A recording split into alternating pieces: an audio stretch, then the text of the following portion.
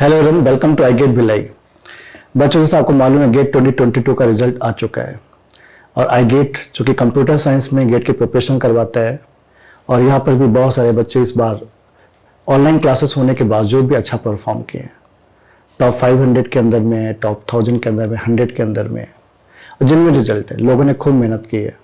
जिनको अभी लॉकडाउन के अंदर में चूँकि टाइम भी काफ़ी मिल गया, कॉलेज का उतना इशूज़ नहीं था और जिनको चीज़ें समझ में आ गई कि चलो यार इस टाइम को यूटिलाइज करते हैं, उन्होंने बहुत अच्छा परफॉर्म किया है और उनका करियर भी यहाँ पे काफ़ी संवर गया है। आगे भी बहुत आगे तो मल्टीप्लाई कर जाएंगे, बहुत आगे निकल जाएंगे।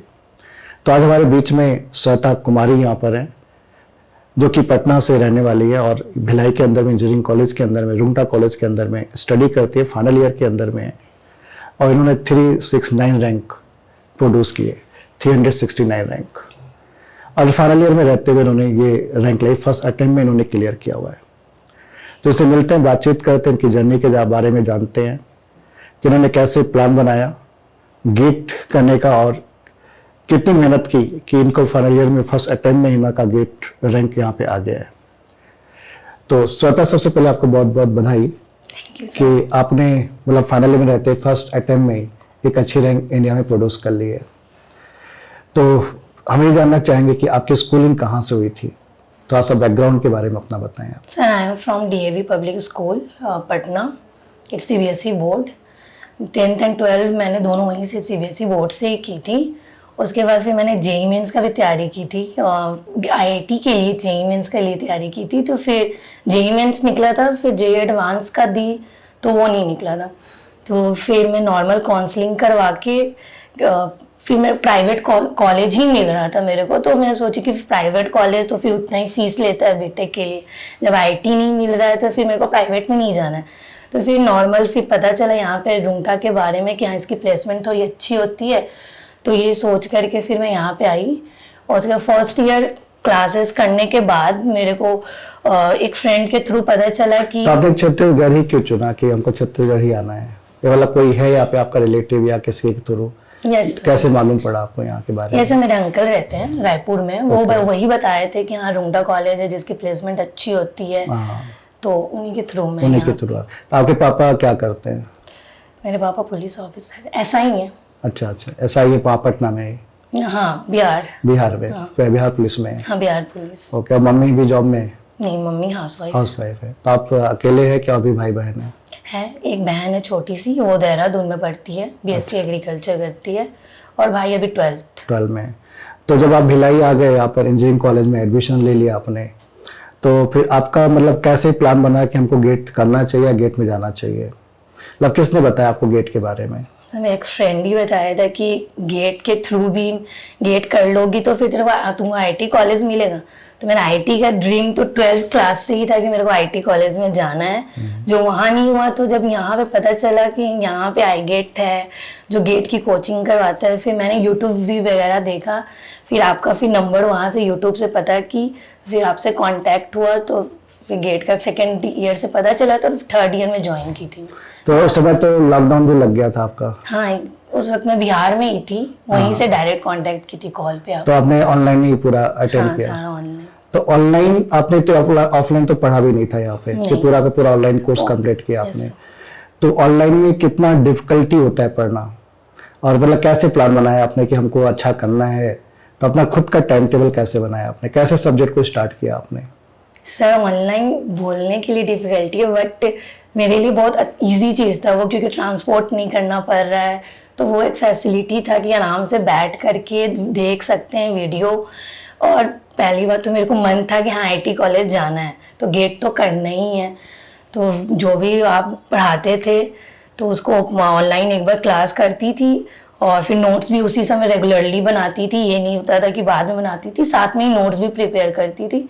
उसके बाद फिर नाइट में एक बार रिवीजन कर लेती थी और बस अभी यही। तो लाइव क्लासेस आपने पूरी अटेंड की थी? हाँ, लाइव क्लासेस रेगुलर पूरा अटेंड कर। तो लाइव क्लास में आप नोट्स बना लेते थे? हाँ, सारे लाइव क्लास बन जाता था? हाँ। कुछ डिफिकल्टीज कुछ होती थी तो फिर से वीडियो आप अपलोडेड तो रहता ही था, तो फिर से रिवाइंड करके फास्ट मोड में देख लिया करती थी। ओके। तो कब तक कोर्स आपका खत्म हो गया था? अप्रैल में, क्योंकि मैं थर्ड ईयर के लास्ट सेम से ज्वाइन की थी, तो मेरा टारगेट था कि अप्रैल मई जून तक तो कंप्लीट कर ही देना है। हाँ। मई जून तक सारा कंप्लीट हो गया था। तो तुमने 6 सेम में नहीं लिखा था गेट का एग्जाम? लिखी थी, बट उस वक्त सब्जेक्ट बस 4-5 ही कंप्लीट हुआ था, तो दी थी मैं। कितने मार्क्स आए थे तुम्हारे उस समय 27। मतलब क्वालिफाई कर गए हाँ, थे? क्वालिफाइड थी। हाँ, तो मतलब क्वालिफाई होने से कॉन्फिडेंस तो आ गया था कि हाँ, वो क्वालिफाइड। अब कर लेंगे। तो फिर आपने जब सेकंड टाइम में फाइनल ईयर में ट्राई किया, तो अपने मतलब प्लान में क्या क्या चेंजेस किए आपने? सब्जेक्ट को कंप्लीट करना, रिवीजन करना, फिर टेस्ट देना, मतलब क्या आपका पूरा रोड मैप था? जो पहले वीक सब्जेक्ट था, जैसे कि सीओए ऑपरेटिंग सिस्टम, वो पहले मैं स्ट्रांग नहीं था वो सब्जेक्ट। सी डेटा स्ट्रक्चर में कर चुकी थी, लेकिन वो थोड़ा वीक था मेरा, तो पहले ट्राई की कि पहले वो जो वीक है ना उसको पहले स्ट्रांग बनाओ। तो पहले सीओए ऑपरेटिंग सिस्टम का फिर से मैं क्लास की आपका 2 बार, एक बार रिपीट की, फिर एक बार ऑनलाइन वीडियो भी देखी। तो उसकी वजह से सीओ और ऑपरेटिंग सिस्टम फिर स्ट्रांग हो गया। फिर उसी तरह कंप्यूटर नेटवर्किंग, फिर धीरे धीरे टारगेट बनाई कि हाँ 2-3 दिन में सारा रिवीजन कर लेना है, और पर वीक एक सब्जेक्ट वीडियो से तो कंप्लीट कर ही देती थी। ओके, पहले पूरे वीडियो देख डालते थे? हाँ, सब्जेक्ट फास्ट मोड में देखती थी, उड़ा उड़ा के, क्योंकि सारा तो देखा हुआ कॉपी था। में लिखा हुआ था। हाँ, सारा कॉपी तो उससे में रिवीजन लिखा हो हुआ। जाता था। हाँ, उससे मेरे को रिवीजन भी हो जाता है बहुत। जैसे बहुत सारे आपके मतलब दोस्त लोग बोलते हैं सर रिकॉर्डेड देखने का मन नहीं करता है, मन नहीं लगता, उतना मतलब जोश नहीं रहता है, उतना मोटिवेटेड नहीं रहते हैं, और अगल बगल कोई नहीं दिखता है तो और मोटिवेशन नहीं रहता है। तो आपको कैसे मोटिवेशन रहता था?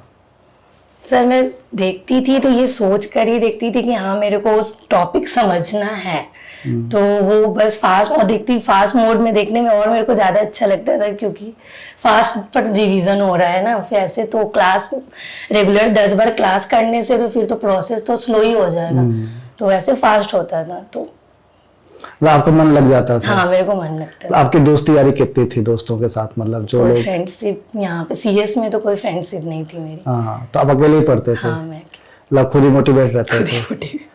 आपसे मोटिवेट होती थी, आप क्लास करवाते थे तो बीच बीच में मोटिवेशन देते थे, तो उससे मोटिवेट होती थी, या फिर कभी कभी आप यूट्यूब पे वीडियो डालते थे तो उससे कभी कभी हो जाता। तो आपने अपना कोर्स सेकंड टाइम में कब कंप्लीट कर लिया था? मई तक कर लिया था? हाँ, मैं तो कंप्लीट। तो मई के बाद क्या प्लान बनाए आप? फिर मई के बाद फिर जून में टेस्ट सीरीज ज्वाइन की आईगेट की। हाँ। फिर वो अटेम्प्ट की टॉपिक वाइज पहले, और फिर टॉपिक वाइज करते भी जाती थी, फिर रिवीजन भी करते जाती थी, तो दोनों होते जाता था। फिर कोई क्लास टेस्ट दे रही हूँ और उस सब्जेक्ट में अच्छा नहीं गया, तो फिर से एक बार और वीडियो देख लिया करती थी। वीडियो का एक यही बेनिफिट था कि जब भी टेस्ट सीरीज अगर अच्छा नहीं गया या वो सब्जेक्ट वीक हो जा रहा था, तो फिर वापस से देख करके फिर कॉन्फिडेंट आ जा रहा।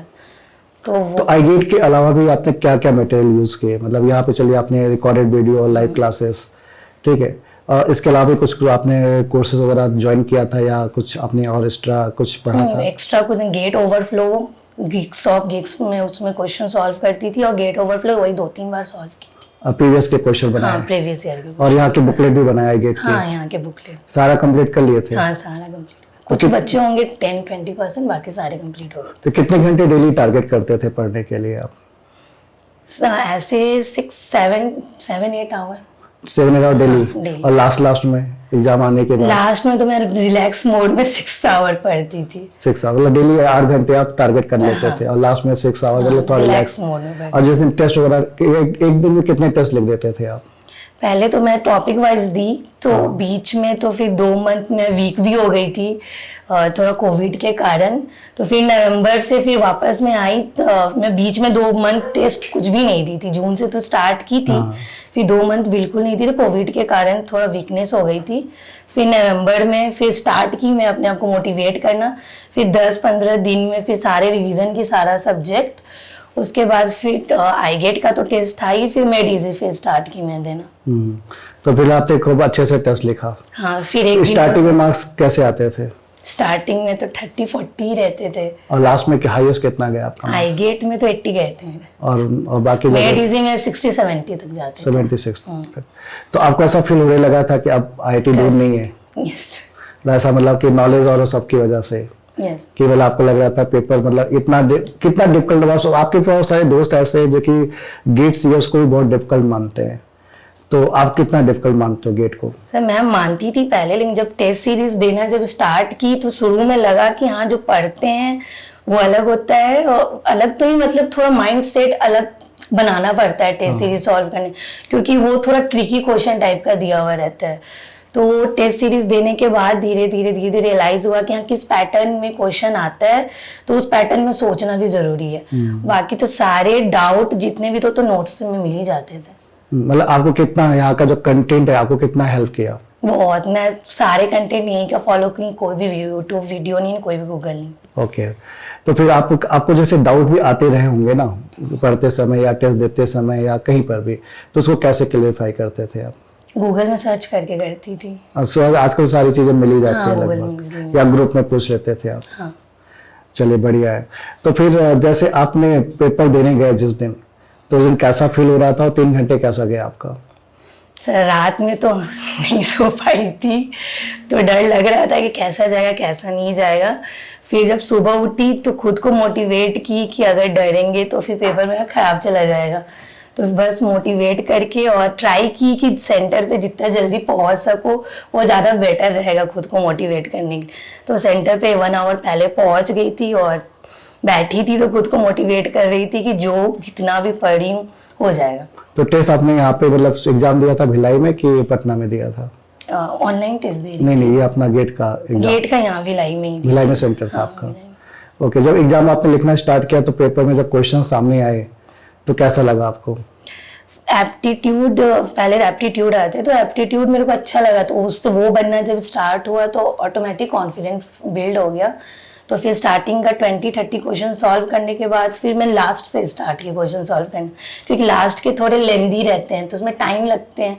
तो मैं सोची लास्ट से सॉल्व करेंगे तो लास्ट के समय जब टाइम कम रहेंगे तो पैनिक नहीं कर पाऊंगी, तो फिर वो पैटर्न सॉल्व वैसे। आपको डर नहीं लगा पेपर? डर नहीं लगा था। मतलब एंजॉय किया आप 3 घंटे?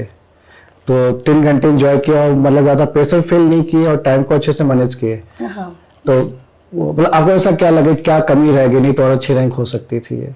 सर पढ़ने का तो पूरी कंप्लीट कर चुकी थी, कमी वो 3 घंटे में ही जो की हूँ उसमें ही कोई सिली मिस्टेक की हूँ। बाकी कितने मार्क्स आपके आए गेट में? 55। इस बार तो मार्क्स सभी के डाउन हुए हैं। यस। उसकी वजह से रैंक भी सबकी ठीक ठाक आ गई है। तो अब आगे फ्यूचर में क्या सोचते हैं, कहाँ पे आपको जाना है, क्या करना है, मतलब क्या टारगेट है आपका? अभी तो आईटी जाना है, एडमिशन लेना है। तो वैसे आपको आईटी तो मिल ही जाएगा, एडमिशन हो भी जाएगा। और सारे आईटीज जो टॉप 7 आईटीज हैं, 8 आईटीज, उसमें सब में प्लेसमेंट भी कॉमन है, सेम है, तो प्लेसमेंट भी बहुत अच्छा हो ही जाएगा।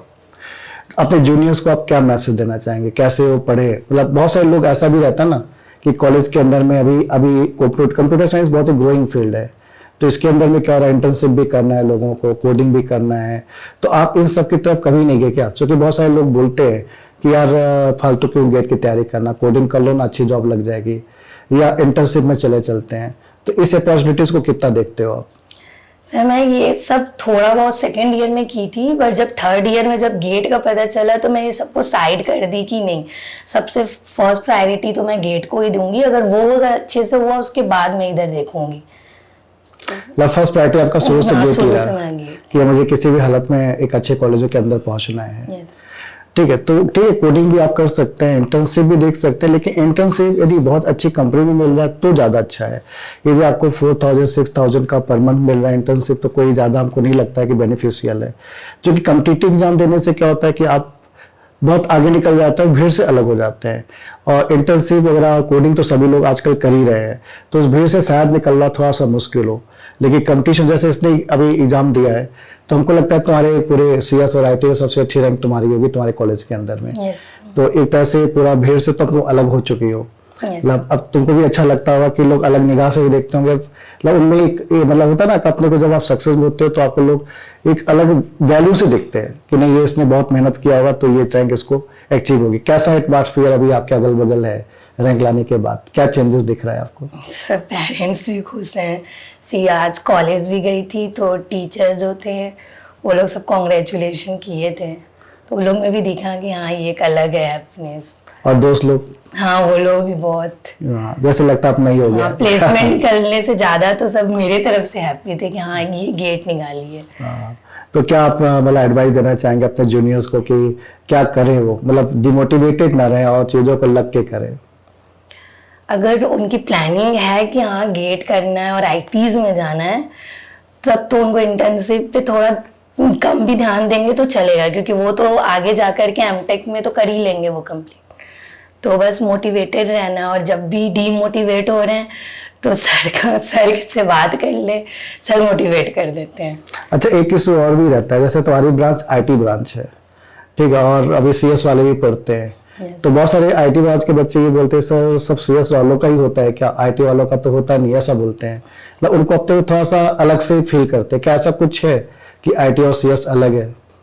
मेरे को नहीं लगता सर, मैं अपने आप को सीएस आईटी दोनों सेम ही मानती हूँ। दोनों को सेम अपॉर्चुनिटीज है, ज़्यादा डिफरेंस नहीं है, सब्जेक्ट भी कॉमन ही है।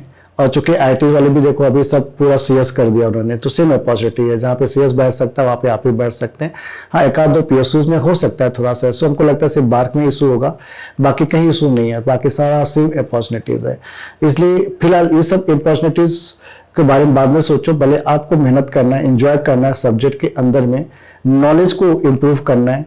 यदि आप इंजॉय करने लगेंगे सब्जेक्ट के अंदर, नॉलेज इंप्रूव होने लगेगा तो ऑटोमेटिक गेट निकल जाएगा। तुम क्या बोलते हो कि इंजॉय करेंगे तभी तो गेट निकलेगा ना? यस सर, माइंड तो रिलैक्स होना चाहिए। हाँ, मतलब ज्यादा प्रेशर लेके नहीं चलना है।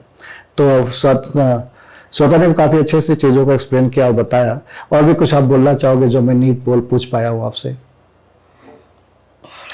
नहीं, चलिए ठीक है। आप उन्होंने बहुत अच्छे से अपना प्लानिंग बताया, अपने बारे में बताया, और ये बिल्कुल मैटर नहीं करता आप किस कॉलेज के अंदर पढ़ रहे हैं, कहाँ पे पढ़ रहे हैं, ये टोटली मैटर करता है कि आपके माइंड में क्या चल रहा है। इनके माइंड में शुरू से था एक सपना था 12 में कि हमको आईआईटी पहुंचना है, किसी भी हालत में नहीं पहुंच पाए थे, लूज कर दिए थे वहाँ पर किसी कारण से। लेकिन बीटेक में आने के बाद उनको गेट के बारे में पता चला, दोस्तों के थ्रू उन्होंने फिर फोकस हुई। स्टार्टिंग में थोड़ा सा लगा पता नहीं कैसे होगा ऑनलाइन के अंदर में, चूंकि ऑनलाइन ही यहाँ पे ज्वाइन की थी पटना से, जो कि समय सब कोविड चल रहा था, सभी जगह बंद था। लेकिन ये मोटिवेटेड है, लगे रहे, और घर में बड़े हैं सबसे, तो उनको भी था यार मैं अपने घर में सबसे बड़ी हूँ, सबसे बड़ी बहन हूँ, तो मुझे मैं अच्छा करूँगी तब तो हमारे से छोटे भी अच्छा करेंगे। और उसको सोचते हुए उन्होंने अच्छी पढ़ाई की। उनके पापा से भी हमारी बातचीत होती रहती थी बीच बीच में, तो लगता था कि नहीं ये लगे हुए हैं, कर रहे हैं, और उसका फल, उसका एक मेहनत उन्होंने जो किया। और मतलब बहुत से लोग रिलैक्स हो गए ना कोविड में, घर में रहे, खाए पिए, मस्ती मारे, गेम खेले, ये सब चीज़ों से दूर रहेंगे। मोबाइल कितना, सोशल मीडिया कितना यूज़ करते हो आप? सर ऐसा नहीं था कि मैंने सोशल मीडिया यूज़ करना बंद कर दिया था, एक टाइम बनाए थे, क्योंकि सोशल मीडिया भी थोड़ा इंजॉयमेंट और माइंड को रिलैक्स करता है। तो मैं देखती थी, फिर वापस से ध्यान आता था हाँ पढ़ना है, तो फिर 5-10 मिनट देखने के बाद फिर ऑफ कर देती थी। तो मतलब ज्यादा टाइम खराब नहीं करते थे उसमें? ज्यादा नहीं करते थे, लेकिन बंद भी नहीं की थी क्योंकि उसे माइंड। तो सोशल मीडिया में आप कहाँ कहाँ पर अवेलेबल है?